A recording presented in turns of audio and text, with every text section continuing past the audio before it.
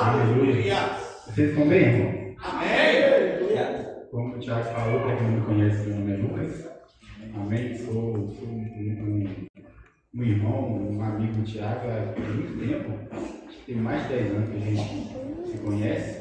E eu acho interessante no Thiago é que desde o dia que eu conheci ele até hoje, a maioria das conversas que eu tive com o Thiago foi sobre a Bíblia. No dia que eu conheci ele, que a gente estava no evangelismo, né, que a gente fez junto, eu não conhecia ele, a gente estava voltando para casa, né, era o mesmo caminho, a gente estava fazendo o mesmo caminho, a gente fez esse caminho conversando sobre Deus. Né, eu cheguei em casa e disse, nossa, que rapaz bacana, eu não conhecia ele, e a conversa que eu tive com ele me falou de Deus, né, e parecia aqueles caras no caminho de Emaús, a gente conversava sobre a palavra e a palavra queimada em nosso coração. E a gente carrega isso até hoje, porque essa semana que a gente estava conversando sobre um certo assunto. E é como eu e ele, nós temos um WhatsApp nosso, meio que um podcast semanal. Né? Chega na semana, alguém lança, ou eu lanço, ou ele lança para mim alguma questão assim, e a gente sai discutindo sobre aquilo, sobre a palavra, e tem sido bem na minha vida que a gente tem na dele também. Né? E eu estive aqui no culto de jovens no mês passado, aí ele me trouxe a incumbência de trazer a mensagem desse culto. Ele me contou no próprio culto, e ele falou assim, não, domingo que vem é você. Ou domingo que vem não, né? No culto que vem é você. Eu falei, amém. E eu já estava meditando sobre algumas coisas, né, que o Espírito Santo tem trazido ao meu coração. Né? E o tema mais ou menos que ele me falou casava com esse assunto, então eu resolvi trazer ele. E eu acho maravilhoso quando o grupo de louvor combina os hinos com a gente, né? que não foi o caso, mas eu acho lindo quando a mensagem ela combina, os louvores combinam com a mensagem. Eu acho isso poderoso, sem combinar ainda. Vocês combinaram alguma coisa com o Thiago? Vocês escolheram por vocês mesmos. Pode ser que benção.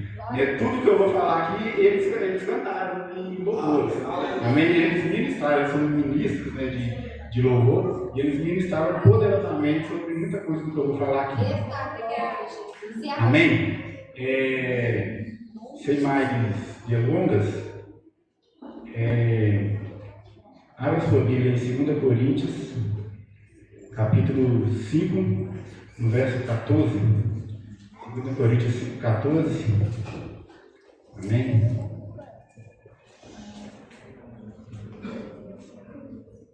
Amém. A palavra de Deus diz assim: porque o amor de Cristo nos constrange, julgando-nos assim, que se um morreu por todos, logo todos morreram. E ele morreu por todos para que os que vivem não vivam mais para si, mas para aquele que por eles morreu e ressuscitou. Pai, nós te damos graças, Senhor, pela leitura da tua palavra, Senhor. Eu venho te pedir, meu Pai, que nessa noite o Senhor venha trazer uma mensagem, Pai, do teu coração, meu Pai, para o coração de cada uma dessas pessoas aqui, Pai. Que eu não venha falar nada de mim mesmo, Pai. Que não seja só uma mensagem, meu Pai, produzida do meu intelecto, Pai, mas que seja o teu Espírito, Pai, comunicando ao meu Espírito, Pai, a tua palavra, Senhor, e a tua vontade, Senhor. Eu te peço, Pai, e te agradeço em nome do Senhor Jesus. Amém?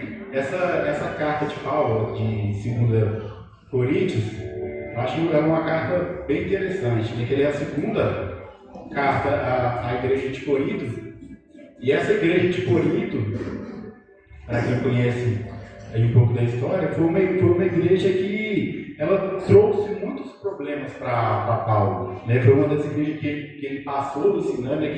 que ele fundamentou o evangelho ali, e foi uma igreja que trouxe vários problemas, porque ele teve que escrever 2 vezes, né? Tem gente que fala que até 3, tem gente que fala que uma terceira carta de Paulo aos Coríntios, né? que não entrou na Bíblia. Tratando de assuntos bem íntimos daquele povo. Né? Aquela igreja ela tinha um problema de divisão. Né? Alguns, partidarismo mesmo, alguns diziam que eram de Paulo, outros diziam que era de Apolo, né? outra pessoa que ensinou também que ensinava também naquela igreja. Havia 2 pessoas que pregavam a palavra e o povo se dividia entre essas 2 pessoas. como se a mensagem de um fosse melhor que a outra. E Paulo vai corrigir esse povo e fala, não, a mensagem que ele prega é a mesma que eu prego, né? Que eu plantei, Apolo regou, mas Deus dá o crescimento. Né? E ele fala, nós somos meros auxiliadores, né, da palavra de Deus. Né? Havia um problema de imoralidade, enfim, vários problemas. E aqui nessa segunda carta, o Paulo ele tem que escrever de novo para aquela igreja, porque algumas pessoas que apareceram naquela cidade depois dele, meio que estavam desmentindo o evangelho de Paulo, estavam descreditando aquela mensagem que Paulo tinha anunciado. Né? Então Paulo ele precisa defender aquilo que ele tinha ensinado. Ele precisava defender o evangelho dele, o evangelho de Cristo. E é interessante que ao fazer isso, né, Paulo ele não engrandece a ele mesmo, porque ele poderia muito bem, por exemplo, quando alguém é questionado pelo trabalho que ela faz, o que geralmente a pessoa faz? Ela mostra os resultados, né? Então você está questionando o meu trabalho, mas está aqui meus resultados, olha a obra que eu fiz aqui. Nem Paulo não faz isso. Né? Ao invés dele mostrar a obra que ele tinha feito na vida daquelas pessoas, ele demonstra a obra que Cristo tinha feito na vida dele. Amém? Que poderoso que é isso. Ele entendeu que a obra não era sobre ele, não era sobre o que ele fazia, mas era sobre aquilo que Cristo fazia na vida dele. Amém? E é por isso que ele vai dizer no verso 14, porque o amor de Cristo nos constrange, né? Julgando nós assim, se um morreu por todos, logo todos morreram. E aqueles que vivem, não vivem mais para si, mas para aqueles que por eles morreu e ressuscitou. Amém? Tendo dito isso, a mensagem que eu queria trazer, o tema dessa ministração, é uma pergunta. Né? O que é ser constrangido pelo amor de Cristo? Amém? Você entende o que Paulo estava dizendo com essas palavras? Porque essa palavra constrangimento, na Bíblia, o entendimento dela é um pouco complicado. Porque o entendimento que Paulo tinha dessa palavra na época que ele escreveu essa carta, não é o mesmo entendimento que a gente tem hoje sobre essa palavra. Porque pensa comigo, o que veio na sua cabeça quando você ouve a palavra constrangimento?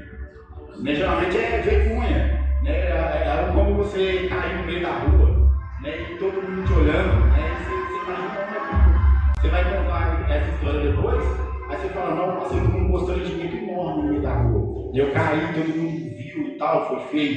Né? A gente entende o constrangimento como vergonha, né? Como vexame. Né? Até o dicionário português, o dicionário da língua portuguesa, ele vai definir, né, entre outras coisas, essa palavra constrangimento como uma circunstância vergonhosa, uma situação de completo embaraço ou vexame, né, uma demonstração de timidez, encabulamento, né, aquilo que é desagradável, né, um aborrecimento. Né, ou seja, vergonha, embaraço, vexame, timidez, né, um encabulamento. Né, esse é o entendimento que a gente tem de constrangimento. Então, por que Paulo está dizendo que o amor de Cristo nos constrange? Será que Cristo ele está querendo nos envergonhar com o tamanho que é o amor dele, que ele quer deixar a gente envergonhado, né? Como eu te amo tanto que você vai se sentir envergonhado com isso agora?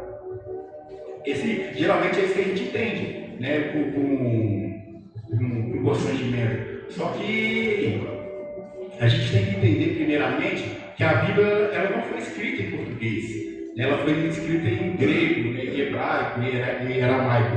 Né? E nessas línguas, não é como o português que para cada coisa existe uma palavra, existe cadeira, existe mesa, existe...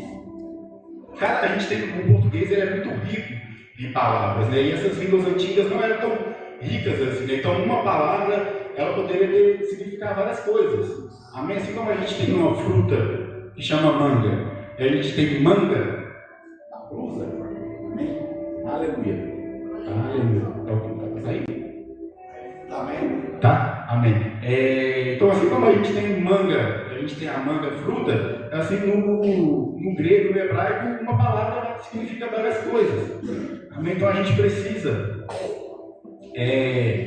procurar nos originais, se a gente tiver a chance, os significados dessas palavras para que a gente entenda o contexto. Porque o que vai diferenciar uma manga fruta de uma manga roupa é o contexto da frase que você está dizendo. Né? Você fala, eu chupei uma manga ontem. Ninguém vai entender que o cara pegou a manga da blusa e está lá.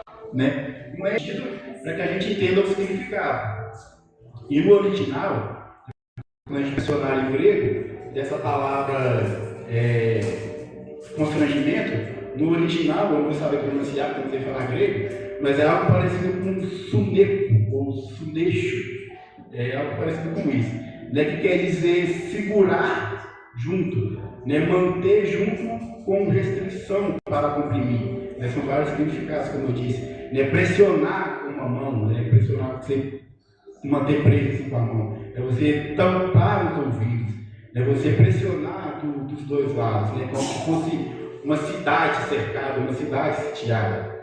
Né, ou de um estreito, né, forçando um navio em um canal estreito. Então, o exemplo aqui que eu acho que é muito interessante, que vai dizer o seguinte, né, que é o exemplo de um corredor de gado, né, de gado mesmo, de boi, né, que empurra de cada lado um cercadinho, não sei se você já viu aquele cercadinho que o boi passa, que é bem estreitinho mesmo, forçando um animal em uma posição onde ele não pode se mover para que o fazendeiro possa administrar medicamentos ou alimento. Não, até naquelas boiadas, aqueles negócios de touro lá que os caras vão em cima e saem pulando, tem um cercadinho que fica ali. Né? E uma ideia de constrangimento é isso. É você manter em um caminho, você pressionar dos dois lados para que não fuja. Né? Você conduzir o animal por esse caminho. Então, quando Paulo está dizendo que o amor de Cristo nos constrange, a gente pode dizer que o amor de Cristo nos direciona. Algumas versões vão até dizer isso. Né? O amor de Cristo nos direciona, o amor de Cristo nos impele, Entende? Tem esse sentido de você manter algo na linha, de você manter algo no caminho, de você pressionar dos dois lados. E esse é um dos significados. Mas também pode ser algo negativo. Né? Na Bíblia, como alguns textos, quando fala que Jesus, por exemplo, ele chega, eu acho que é em Gadara, se eu não me engano, é esse texto mesmo, que ele cura, ele expulsa os demônios lá daquela cidade, aí ele envia os demônios da manada de porcos que tinha lá. Depois que acontece isso tudo, Jesus é expulso daquela cidade. E a palavra que usa lá é essa palavra suneco também, né, que tem a ver com você. Né? Jesus ele foi, de certa forma, constrangido a sair daquela cidade. Né? Ele foi pressionado dos dois lados, né, para ser expulso daquela cidade.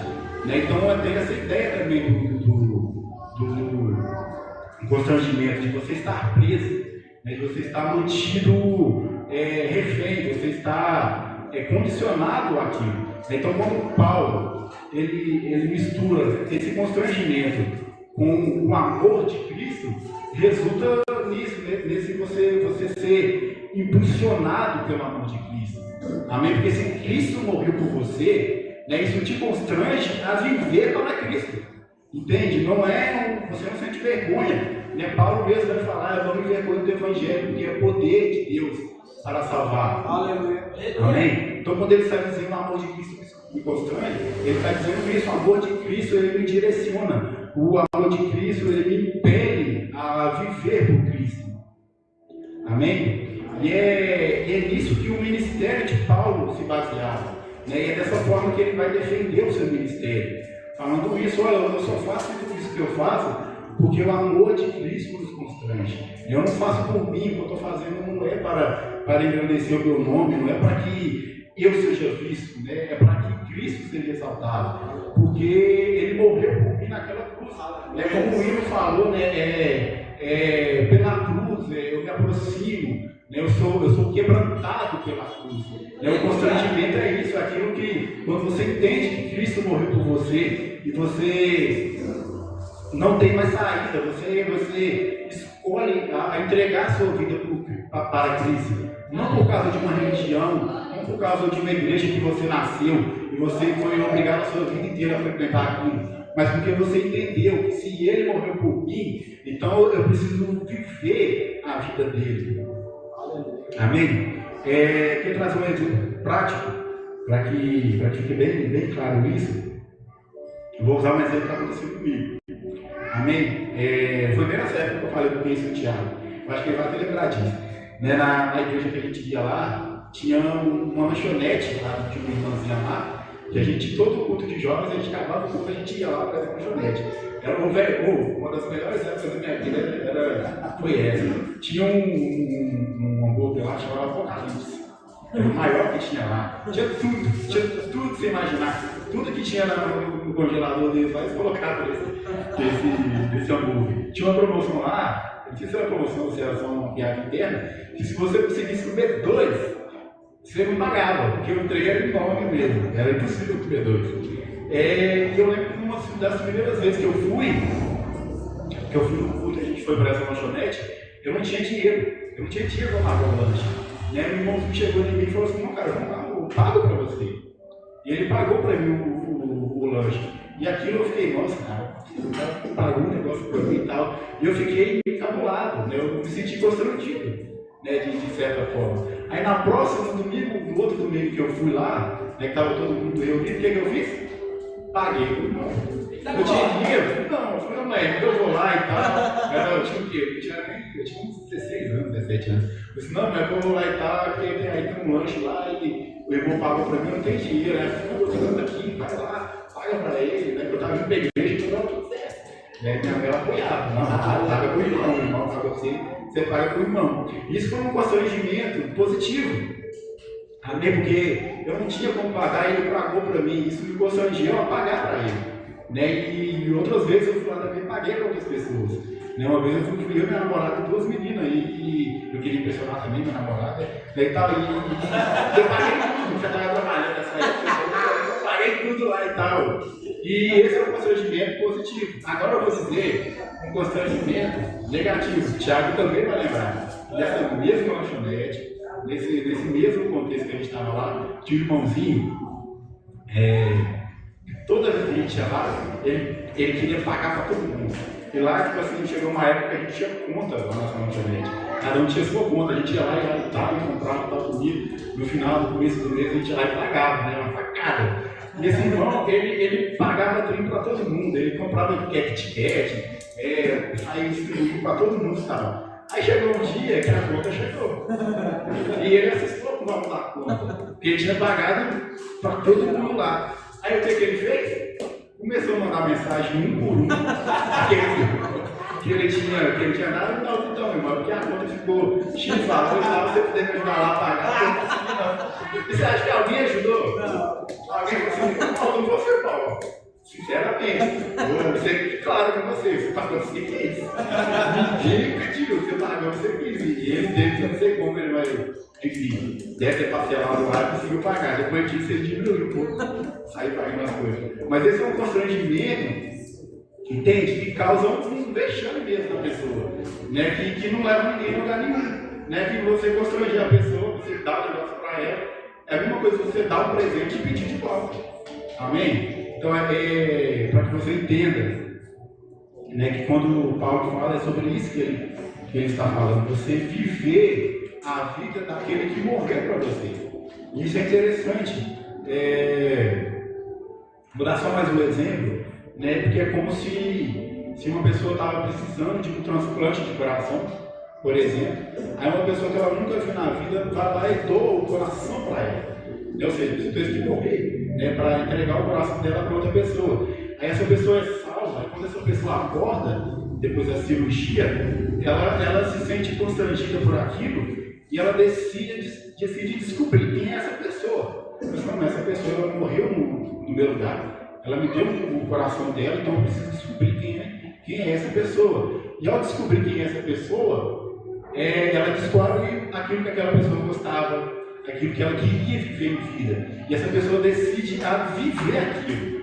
Essa pessoa tinha um sonho de ir para a Disney. Então eu vou para a Disney por ela, para viver o que ela queria viver. Porque ela deu a vida por mim. Ela não vai poder viver aquilo que ela viveu porque ela morreu no meu lugar. O valor que a gente tem que dar para o sacrifício de Cristo é exatamente esse, irmão. O Cristo ele morreu por você. E é para que você viva a vida dele. Não é à toa que ele fala que nós faríamos obras iguais e até maiores que as dele. Porque ele viveu aqui nessa vida 30 anos. E o ministério dele mesmo durou 3 anos. Nem guarda sempre essa informação. 3 anos. Vai ser importante na frente. Foram só 3 anos de ministério. 30 anos foi ele se preparando para o ministério dele. De 3 anos, né, de escolher 12 pessoas, né, para continuar aquilo que ele começou. E essa obra que foi entregue para os 12, e depois para Paulo também chegou até nós. O Evangelho chegou até nós. E o que a gente tem feito com esse Evangelho? Como que a gente tem correspondido ao amor de Cristo? Amém?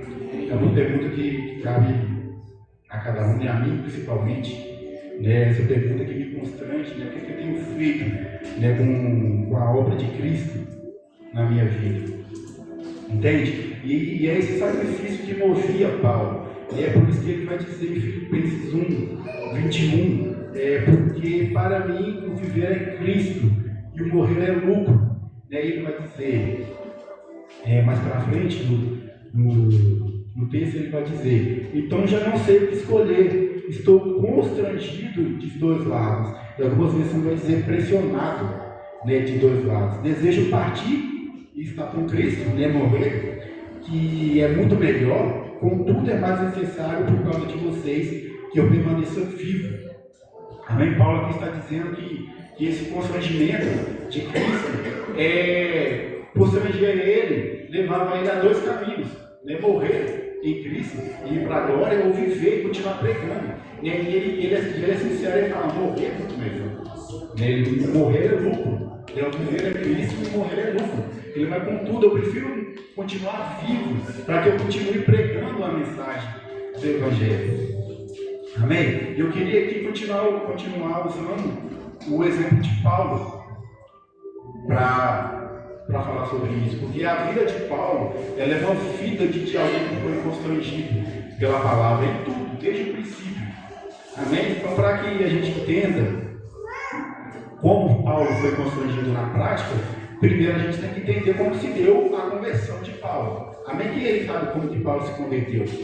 É como se deu a conversão de Paulo. Amém? Vocês estão bom de pensamento. Vou tomar uma água. Aleluia! Amém? Paulo, ele estava ali no caminho de Damasco, e o texto vai dizer em Atos 9, que ele aspirava sangue, né? Ele aspirava desejo de morte, né? Ele queria matar mesmo, ele estava literalmente com sangue nos olhos, né? Porque tinha acabado de acontecer a morte de Estevão. Não, Estevão que foi um dos que foram levantados lá na igreja e tal, e ele morreu apedrejado. E Paulo foi um dos que aprovaram a morte de Estevão, né? Um dos que tacaram a pedra em Estevão para que ele fosse morto. E no momento da morte de Estevão, as vestes de Estevão caem sobre os pés de Paulo, que nessa época era chamado de Saulo. Amém? Então ele queria dar continuidade nisso, porque para ele, Cristo tinha morreu, acabou. E aí o que tinha ganhado era uma seita que estava deturpando a verdade, né, de Deus. Para ele, o entendimento que ele tinha era esse. Então ele queria matar o máximo de cristãos, né, que ele pudesse.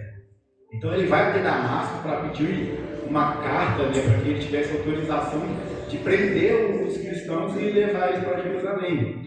E no caminho de Damasco, ele tem um encontro com Cristo, né? Aparece uma luz para ele, e ele fica cego, e ele ouve uma voz, né, chamando ele Saulo, Saulo, por que me persegue? E eu acho interessante nisso, porque Paulo ele não estava atrás de Cristo. Ele não estava querendo saber, ele não estava procurando Cristo naquele momento. E como eu disse para ele, Cristo tinha morrido. E aí morreu para ele, acabou, não tinha o quê. Mas quando ele, nesse momento, ele entendeu, né, que quando ele persegue a igreja de Cristo, quando ele persegue um cristão, ele não estava simplesmente perseguindo um cristão, ele estava perseguindo o corpo de Cristo. Ele estava perseguindo o próprio Cristo. Aí ele entende que a igreja de Cristo era o corpo. Aí se você pega na maioria das cartas de Paulo, ele fala sobre o corpo. Um termo que ele usava bastante era isso, era o corpo, falar que a igreja, que todos eram o corpo, cada um era um membro, cada um tinha uma função. E nesse momento aqui ele entendeu isso. Ele foi constrangido a entender que Cristo era um corpo, que esse corpo estava vivo através dos discípulos. Amém? E aqui ele vai e chama Saulo. E às vezes a gente, não sei se vocês aprenderam assim também, mas a gente aprende que Deus mudou o nome de Paulo. Que era Saulo, aí Deus vai lá e muda o nome de Saulo para Paulo. É como ele mudava o nome de algumas pessoas no Antigo Testamento, assim como Pedro teve um nome mudado, que era Simão, Céfas, e mudou para Pedro, que era Pedro. A gente entende assim também, Deus mudou o nome de Paulo. Mas não foi exatamente isso que aconteceu. Amém? Saulo é como se fosse uma tradução. Paulo, na verdade, é como se fosse uma tradução do nome Saulo. Saulo era como os gentios, o povo grego, o povo que não era judeu, chamava Paulo. Então, como o ministério de Paulo ele se volta para os gentios, então ele começa a ser chamado mais de Paulo mesmo. E de certa forma, assim, Deus mudou o nome de Paulo. Ele foi constrangido a ter isso, as pessoas começaram a chamar ele por outro nome por causa do ministério dele, que era voltado para aquelas pessoas. Amém? Então, de certa forma, sim, Deus mudou o nome de Paulo, mas não nesse sentido que a gente entende, que teve um motivo, tem significado e tal. É o mesmo nome, só dito de forma diferente. Amém? Agora voltando. Então, quando a gente lê no livro de Atos, nesse momento da conversão de Paulo, a gente imagina que Paulo ele se converteu num dia. Aí no outro ele sai pregando. Se a gente lê Atos 9, é bem isso, ele está em Damasco, ele fica cego, ele é curado em Damasco, aí você vê no verso seguinte, ele já está em Damasco pregando. Só que quando a gente lê outros textos, o próprio Paulo ele dá uma ênfase a mais nessa conversão dele. Amém? Então quando a gente lê lá em Gálatas 1,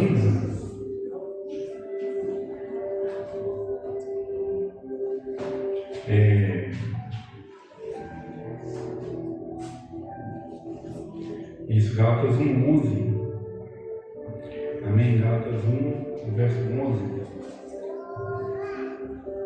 O texto vai dizer o seguinte: irmãos, quero que saibam que o evangelho por mim anunciado não é segundo o homem. Não recebi de homem algum, nem foi me ensinado, mas o recebi por revelação de Jesus Cristo. Ou seja, ele está falando que o evangelho que ele anunciava, ele não aprendeu de homem nenhum. Foi Cristo que ensinou para ele, que revelou para ele. Amém? Só que se você ler a conversão dele, foi bem rápido a conversa dele com Jesus naquele momento. Ele fala: eu sou Jesus a quem você persegue, não dava tempo dele ter uma revelação gigantesca que ele tem do evangelho naquele encontro. Amém? Você entende? Então Paulo ele vai dar algumas ênfases a mais sobre isso. No verso 15, na verdade no verso 13, ele vai dizer o seguinte: vocês ouviram qual foi o meu procedimento no judaísmo, como perseguia com violência a igreja de Deus, procurando destruí-la. Do judaísmo eu superava a maioria dos judeus na minha idade, sendo extremamente zeloso nas tradições dos meus antepassados. Em Filipenses 3, 5 e 6, eu leio bem rapidinho, ele vai dizer o seguinte também: circuncidado no 8º dia, pertencente ao povo de Israel, a tribo de Benjamim, hebreus dos hebreus, quanto à lei fariseu, quanto ao zelo perseguidor da igreja, quanto à justiça que há na lei, irrepreensível. Amém? Aqui é Paulo ele falando quem era ele antes da conversão. Amém? Ele era esse cara que perseguia a igreja, que era irrepreensível na lei. Ele fazia o possível e o impossível para cumprir a lei. E aí ele se justificava nisso, ele se achava o maior mesmo. Ele assim, não, na lei eu garanto na lei. E do entendimento que ele tinha. Né? Tanto que Paulo ele tinha uma mesa no cinema. Quem é que está assistindo The Chosen? Bom, assista The Chosen. Ele é um panorama bíblico interessante, muito bom. E a gente percebe isso lá, como que o judaísmo lá, ele tinha influência, né? Quanto mais conhecimento o cara tinha, quanto mais influência ele tinha, mais rico ele era. Então Paulo ele era um desses caras. E detalhe, ele tinha a mesma idade, ele tinha a idade parecida com a de Jesus. Então quando ele fala que eu excedia os da minha idade, ele está falando de uma geração, né, que cresceu na mesma idade de Jesus. Também guarda essa informação também. Então o constrangimento na vida de Paulo faz ele abrir mão disso tudo. Amém? E ele está dizendo aqui isso, né? Vocês conheciam como eu era antigamente, persegui a igreja, mas agora eu sou outra pessoa. E o Evangelho, ele dizendo, o Evangelho que eu tenho ensinado, eu não aprendi de homem nenhum. Foi Cristo que me revelou. Aí no verso 15, ele vai dizer o seguinte, Deus, porém, separou-me desde o ventre da minha mãe e me chamou por sua graça, quando lhe agradou revelar o seu Filho em mim, para que eu anunciasse entre os gentios. Não consultei a ninguém, tampouco subi a Jerusalém para ver os que já eram apóstolos antes de mim, mas de imediato fui para a Arábia e voltei outra vez para Damasco. Aí fala, depois de 3 anos, subi a Jerusalém para visitar Cefas, e Cefas aqui é o Pedro. Você percebe que ele não tem uma relação tão íntima assim com os 12. Ele foi chamado de apóstolo, ele não tinha uma relação tão próxima assim com os outros apóstolos. Então ele vai usar o nome de batismo de Pedro. Ele fala de Pedro, fala Cefas. Você vê que já tem alguma coisa aí. E aí ele está dizendo que quando ele se converteu, ele não consultou os outros apóstolos para aprender o Evangelho. E entende que cada um dos 12, dos 12, né, que não tinha morrido, mas entrou no lugar dele. Eles andaram com Cristo. Né, eles viveram 3 anos. 3 anos, guarda essa informação, com Cristo, aprendendo com ele, né, e aprendendo o Evangelho da salvação. E Paulo se converte, e aí ele foi chamado como apóstolo, mas não consulta outros apóstolos para aprender o Evangelho dele. Aqui no texto vai dizer que antes ele vai para as regiões da Arábia, né? E depois de 3 anos é que ele vai para Jerusalém, ou seja, 3 anos. E aí é nesse momento que ele tem as revelações que ele tem de Cristo. Amém? Ou seja, assim como os 12 apóstolos passaram 3 anos com Cristo, Paulo passou 3 anos, exatamente 3 anos, com Cristo, recebendo dele a revelação. É interessante que no texto que a gente lê da ceia, amém? É 1 Coríntios 23, né? O texto que fala da ceia.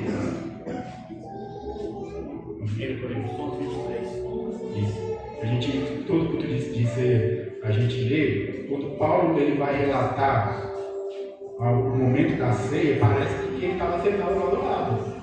E ele não estava.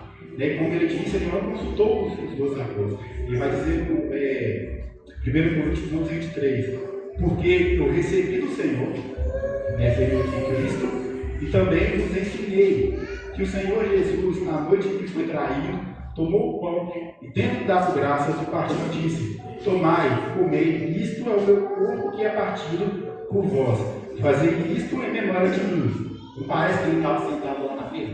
E ele continua dizendo: semelhantemente também, depois de cear, tomou o cálice, dizendo: este cálice é o novo testamento do meu sangue. Fazei isso todas as vezes que beberdes em memória de mim. Porque todas as vezes que comerdes este pão e beberdes este cálice, anunciais a morte do Senhor até que venha, até que ele venha. Entende que Paulo aqui ele está um acontecimento que ele não viu, que ele não estava lá, mas ele tem a precisão de uma pessoa que estava assistindo aquilo.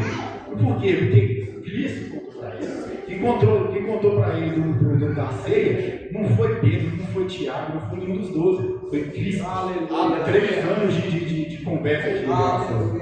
E é depois dessa conversa, né, que Paulo ele sai pregando. E olha que interessante, né, no começo ele estava em Damasco, né? Aí ele sai de Damasco, vai para a Arábia e ele volta para Damasco. E aí que ele começa a pregar.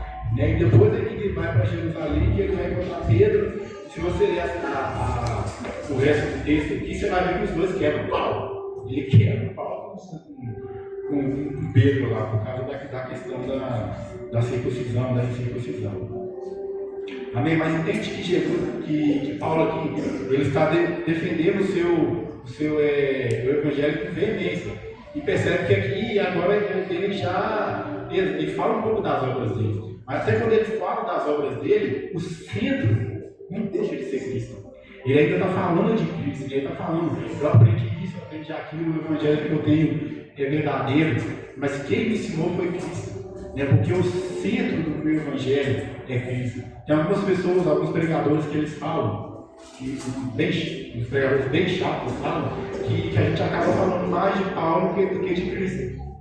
Eu já ouvi muito falar isso. Não, porque aí vocês estão falando mais de Cristo. Já leu o Evangelho? Sai só cita Paulo. Mas irmãos, entendam, não tem como você entender Cristo sem ler Paulo. Porque Paulo, primeiro que ele escreveu mais da metade do Novo Testamento, e entenda que o ministério de Cristo durou 3 anos, ele levantou 12. E esses 12 não escreveram o Evangelho para que a gente lesse hoje. Eles ensinaram outras pessoas. Na verdade, dos 12, quem escreveu o mesmo foi só Mateus. Porque não sei se você sabe, mas Lucas não era apóstolo. Nem Marcos. A gente vai falar de Marcos aqui se der tempo, mas ele também não era apóstolo. Nem João. Mentira, João também era. João também era apóstolo. E o evangelho dele é mais diferente de todos. Ele nem vai considerar sinótico. Mas os 3, antes de João, só Mateus que escreveu. Os outros não escreveram. Então é impossível você entender Cristo se você ler Paulo, entende? Porque o evangelho de Paulo, ele estava centralizado em Cristo. Aleluia. Amém? Peraí que eu me perdi. Então Paulo, ele está aqui dizendo como que se deu, né, a conversão dele, né, tipo, o que ele era e o que ele se tornou. Né, o perseguidor passou a ser perseguido. Né, aquele que odiava Cristo, né, entendeu que Cristo morreu por ele. E é isso que leva ele a dizer, lá em Filipenses 3, 7 e 11, né, que ele vai dizer o seguinte: contudo, o que para mim era lucro, né, tudo que ele tinha até então, toda a influência que ele tinha, todo o dinheiro que ele tinha, tudo que ele havia ganhado no judaísmo, ele considera como perda. Ele vai dizer, o que para mim era lucro, passei a considerar como perda por causa de Cristo. Mais do que isso, considero como perda comparado com a suprema grandeza do conhecimento de Jesus Cristo, o meu Senhor. Porque perdi todas as coisas, eu as considero como esterco. Essa versão que eu estou lendo aqui é a NVI, eu acho, ou NVD, não tenho certeza agora. Considero como esterco para poder ganhar a Cristo e ser encontrado nele, não tendo em mim justiça que proceda da lei. E aí antes ele tinha muito, ele achava que tinha na verdade. E essa justificação que ele tinha, que ele achava na lei, ele considera como esterco. Tem um texto de Isaías que vai dizer que toda a obra do homem ela é como um trapo sujo. Né? E o que Paulo está dizendo aqui é lixo. Tudo que eu tinha, as obras que eu fazia na lei era lixo, né? Comparado com a riqueza do Evangelho de Cristo.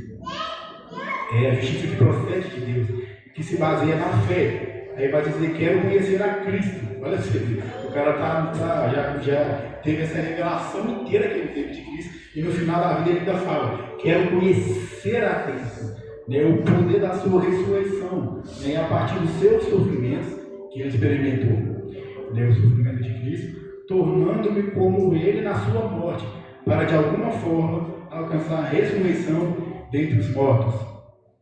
Amém? Quanto tempo eu vai ter isso? Amém? Eu já estou vendo, já está tudo concluído.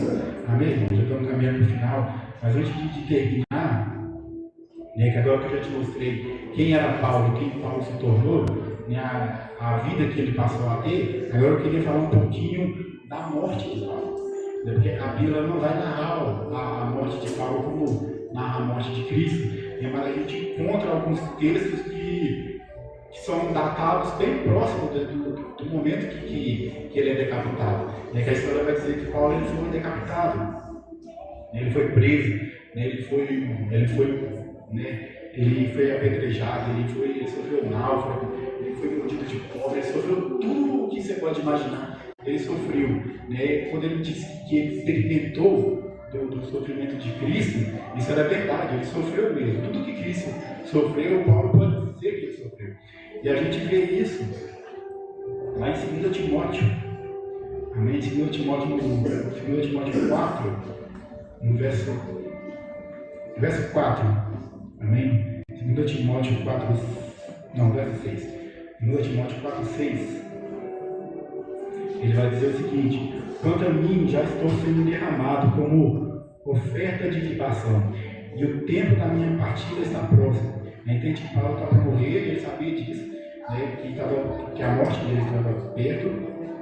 Ele vai escrever isso: combati o bom combate, terminei a carreira e guardei a fé. E a fé aqui é a fé em Cristo.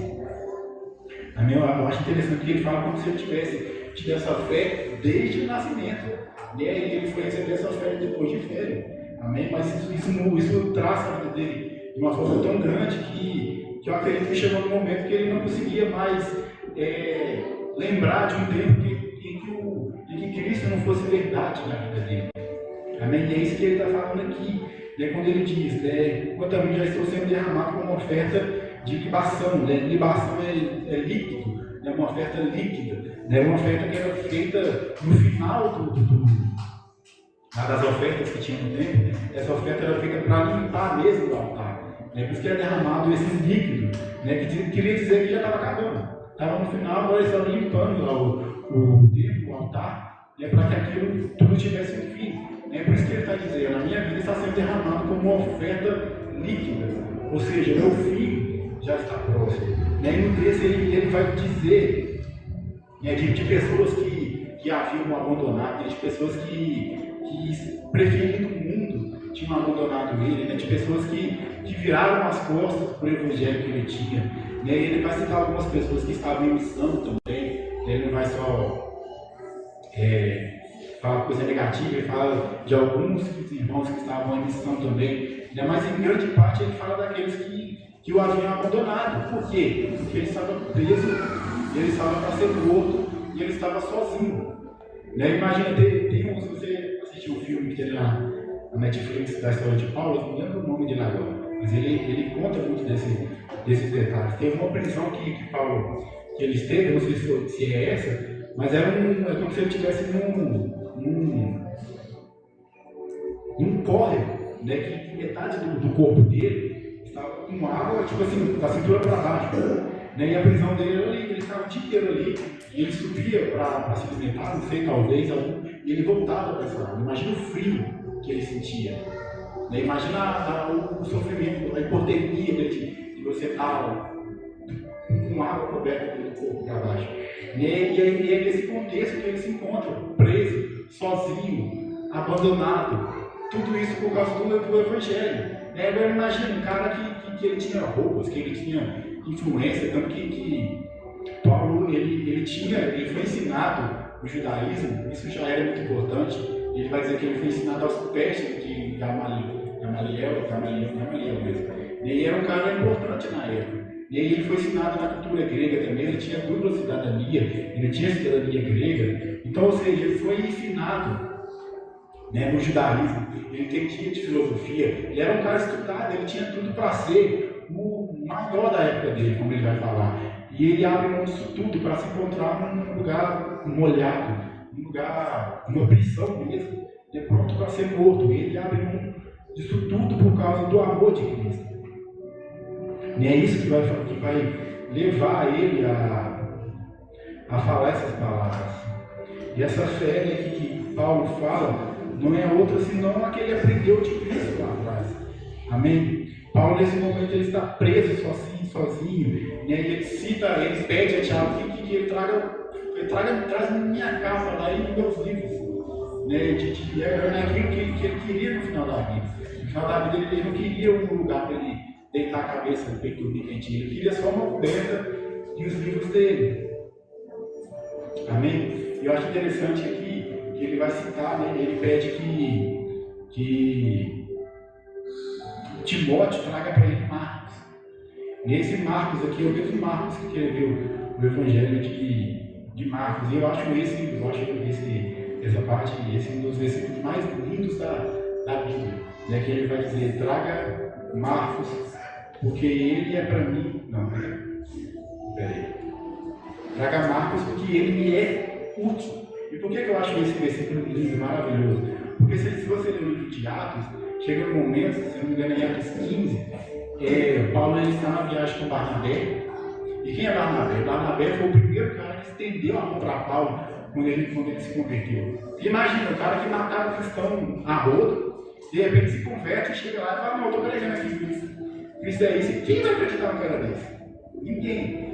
Todo mundo no primeiro momento rejeita Paulo. E Barnabé é o cara que chega e fala assim: não, esse cara é um de nós. E ele chega junto e fala: não, vamos junto. E os dois eles saem na primeira viagem de Paulo junto com esse Barnabé. E no meio desse caminho eles se encontram com Marcos. Marcos ele é jovem ainda. E tem até música jovem ainda. E ele é jovem ainda. E chega num certo momento, ele desiste de caminhar. E ele volta para trás, ele já estava no meio do caminho. E ele volta, né, por medo mesmo. Né? Ele estava vendo que estava se fechando, e alguns lá estavam começando a perseguir cristãos, e ele volta para trás. Ele morava com a mãe nessa época ainda. Imagina um jovem que mora com a mãe. Né? Imagina um cara que mora com a mãe e de repente vai para, sei lá, para esses países perseguidos. Era esse contexto que Marcos estava. E Paulo fica indignado com aquilo. Ele fala: não, esse cara acompanhou a gente até aqui, agora ele simplesmente não. E o cara simplesmente vai embora. E depois, mais lá na frente, Barnabé, de novo, que era a pessoa que acreditava nos outros, pega e traz Marcos de novo. Fala: não, ele vai com a gente. E Paulo fala: não vai não. E Paulo, ele é contra. Ele fala: não, esse cara não deixou a gente lá na mão e voltou, agora não quero ter mais não. E Paulo faz aquilo que fizeram com ele. Né, desacreditar, ele começou a desacreditar do cara, ele abandona o cara, assim como fizeram com ele no começo. E é por isso que Barnabé, eu entendo assim, o texto, e é por isso que os dois brigam. E a discussão é tão grande que eles se separam. E Paulo ele vai seguir com outra pessoa, e Barnabé vai com Marcos, naquele que ele acreditava. A mesma coisa que ele fez com Paulo, ele faz com Marcos agora. Entende? Eu acho isso como a gente. Claro que Paulo ele não é Cristo. Amigo, Paulo não é Cristo. Então ele não é o exemplo perfeito de cristão. E por mais que ele vai dizer: imitem porque eu imito a Cristo, sim. Mas ele é. O Paulo, ele é uma referência. É uma referência? Peraí. Referência. Sim, ele é uma referência, mas ele não é um modelo. É porque Cristo é o modelo, né? Ele é o protótipo, ele é o primeiro, a gente imita a Cristo. Agora, quando você tem uma referência não é um protótipo. A minha coisa, quando uma pessoa faz, por exemplo, um protótipo de celular, tem que ser o celular. Um protótipo de celular tem que ser o celular pronto, né? Sem tirar nem pôr. Agora, quando você pega uma referência de celular, é uma forma, é só um modelozinho de celular, não tem que ser o celular completo. Então, Cristo ele é o nosso modelo, mas Paulo é a nossa referência. E a referência você copia aquilo que está dando certo. Aquilo que não está dando certo, você descarta. Amém? Então aqui eu entendo isso como um erro mesmo de Paulo. Ele abandonar o cara que ele não tinha direito nenhum, de abandonar ninguém. Porque ele foi desprezado. Né? Então ele, como alguém que foi desprezado, agora foi aceito, primeiro por Cristo, e agora por Barnabé, e por mais ninguém, ele não devia se esquecer disso. E nesse momento ele se esquece. Então no fim da vida de Paulo, eu percebo que houve uma reconciliação, né, dele com Marcos, né, dele com o Evangelho, dele com Cristo mesmo. Porque o mesmo cara que ele rejeitou, agora ele manda trazer de volta, porque ele fala: ele me é útil. E por que eu acho isso? Não só por causa disso tudo, mas porque, pensa comigo, momento que Cristo ele chama Paulo, ele usa uma frase bem interessante, né? Com um cara, com Ananias, né? Ele estava lá cego e Cristo chega para esse Ananias e fala assim, ó, tem um cara assim na rua tal, o nome dele é Saulo. Você vai lá e vai orar para ele ser curado. E Ananias fala assim, mas Saulo que matou Estevão, que matou todo mundo, né? E é esse mesmo. E ele fala, mas como assim? Ele é o primeiro a rejeitar Paulo. Aí Cristo diz para ele o seguinte, vai porque ele para mim é um instrumento escolhido para levar o meu nome, que eu tenho Deus para trabalhar essa coisa. Mas pensa comigo, é uma frase muito parecida com a de Paulo. É como se Paulo estivesse dizendo para Timóteo, vai, chama ele, porque ele para mim é um instrumento escolhido. Então, ou seja, Paulo, eu vou conjecturar aqui, o texto não diz isso. Eu acho que Paulo, ele se lembra do chamado dele e pensa, poxa vida, eu excluí o cara, né, sendo que Cristo ele me chamou dessa forma tão maravilhosa, e a primeira coisa que eu faço é excluir o cara simplesmente porque ele estava com medo na juventude dele. Né? Então eu entendo que ele se arrepende, e ele chama Marcos com quase as mesmas palavras que Cristo havia chamado ele. Amém? Só para finalizar, nesse texto mesmo de 2 Timóteo, no verso 17, entende, irmão, que essas são, pelo menos que a gente tem registro, as últimas palavras de Paulo mesmo para Timóteo. Né? Depois disso ele morre. Então a gente, se você pegar a data que foi escrita, essa carta de Timóteo, a data que Paulo morreu, foi bem próxima. Então provavelmente ele não escreveu mais. Você escreveu, não chegou para a gente. Então essas são as últimas palavras de Paulo em vida. Então aqui é o fim da vida de Paulo. E ele vai dizer o seguinte, mas o Senhor esteve comigo ao meu lado e me fortaleceu, para que por meu intermédio a pregação fosse anunciada, e todos os gentios ouvissem, e fui livrado da boca do leão. O Senhor me livrará de toda obra má, e me levará salvo para o reino celestial. Ele vai dizer, a Ele seja agora, para todo sempre. Amém. Amém, irmãos? No fim da vida de Paulo, ele rende graças a Deus, ele rende glórias a Deus. E a gente percebe que no fim da vida de Paulo, a vida de Paulo não foi sobre um judeu, né, que se tornou cristão. A vida de Paulo foi sobre um Cristo que morreu no lugar de Paulo. Amém? É sobre um Cristo que morreu num cara que perseguia a igreja dele. Imagina você tem, por exemplo, seu filho. Você tem 3 filhos, e um cara vai lá e mata seu filho. Aí você vai lá e você se põe no lugar de Jesus nessa hora. Você morreria no lugar de uma pessoa que matou seu filho? Você morreria no lugar de uma pessoa que matou vários dos seus discípulos? Amém? Somente a graça para fazer uma coisa dessa, somente a graça de Deus mesmo, de Cristo, para Cristo morrer no lugar do perseguidor da igreja dele. Amém? É a mesma coisa de Cristo morrer no lugar de uma pessoa que matou ele. Porque se Paulo tivesse tido a oportunidade na época, ele teria matado Jesus, ele teria apedrejado Jesus se ele pudesse. E ele vai, de repente, descobre que esse Cristo morreu no lugar dele. Então é isso que leva Paulo a viver por esse Cristo. Assim, não, eu matei os discípulos desse Cristo, achando que ele estava morto, e ele estava mais vivo do que nunca. E ao fazer isso, eu persegui o povo dele, eu persegui a ele mesmo. E esse tempo todo eu persegui a Cristo, e não sabia. Agora esse Cristo vem até mim, me cega, né, e me traz de volta a visão, né, me chama como um dos seus apóstolos. Percebe o amor de Cristo por esse cara, né, de ficar 3 anos, né, assim como ele passou 3 anos com os seus 12. Na verdade, se a gente for olhar certinho, os 12 ainda tiveram que dividir Cristo com a multidão, Cristo com os milagres, Cristo com os fariseus, Cristo com a cruz. Paulo não, Paulo ele teve 3 anos lá pedindo Cristo só para ele, na região da Arábia. Então, ou seja, de certa forma, o que ele recebeu pode ter sido até mais completo do que os dois. Tanto que ele quebrava o pau com os caras. E esse é o tamanho do amor de Cristo por Paulo. E por nós também, porque também nós não merecíamos. E se Paulo não merecia, nós também não merecíamos nada. A graça é sobre isso. Você não merecia, muito pelo contrário, você merecia condenação. E aí que entra a misericórdia de Deus.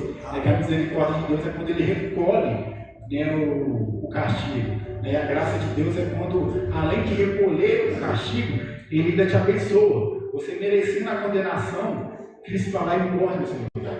Porque do lado você estava no mesmo barco de Paulo. E você, mas eu não matei um cristão. Mas você também não merecia. Você estava no mesmo barco, na mesma posição de pecado. E Cristo ele morreu no seu lugar. Ele te trouxe de volta à vida. E o que é que nós, como essas pessoas que receberam esse evangelho de Paulo, o que é que nós temos feito? Também a pergunta que eu me faço todos os dias, né, que nós devemos fazer todos os dias, é o que a gente tem feito com a salvação que a gente recebeu. Com tão gloriosa salvação. Amém? Curve sua cabeça. Eu vou orar só um minutinho para terminar. Amém? Obrigado, Pai. Pai, nós nos colocamos, Pai, diante de Ti agora, Senhor, para Te pedir, meu Pai, perdão, Senhor, se de alguma forma a gente deixou de desconsiderar, meu Pai, nós deixamos de considerar o Teu sacrifício, Pai, o Teu amor por nós. Nos perdoe, Pai, se de alguma forma a gente deixou de viver, meu Pai, se deixou de fazer aquilo que o Senhor fazia, meu Pai, de viver as Tuas obras, Pai, a Tua vontade, Senhor, porque nós somos falhos, Senhor. Nós te pedimos, Pai, que o Senhor venha nos ajudar, Senhor, nas nossas fraquezas, Pai, porque nós sabemos que a Tua graça, Pai, nos assiste, Senhor, em todo momento, Pai, mesmo nós sermos falhos, mesmo nós sermos, Pai, seres humanos apenas, Pai, que ainda pecam, Pai, que ainda temos, Pai, o pecado em nós, Pai, nós te pedimos o Teu perdão, Pai. Sim, meu Pai, que o Senhor venha com Tua graça, Pai, nos alcançar, meu Pai, nos mostrar, Senhor, a cada novo dia, meu Pai, quem nós somos em Ti, meu Pai, quem nós nos tornamos em Ti, meu Pai, que Teu amor venha nos constranger, meu Pai, que o Teu amor, Pai, venha nos impelir, meu Pai, venha nos conduzir segundo a Tua vontade, Pai. Aleluia, meu Pai, não com vergonha, Pai, mas com intrepidez, Pai, como alguém que foi encontrado por Cristo verdadeiramente, Pai, que vive a sua vida, Pai, porque sabemos, Pai, que o Senhor morreu, Senhor, a nossa morte, Pai, para que nós pudéssemos viver a Tua vida, Pai. É o que nós te pedimos, Pai, em nome do Senhor Jesus, Pai, te agradecemos. Amém. Amém.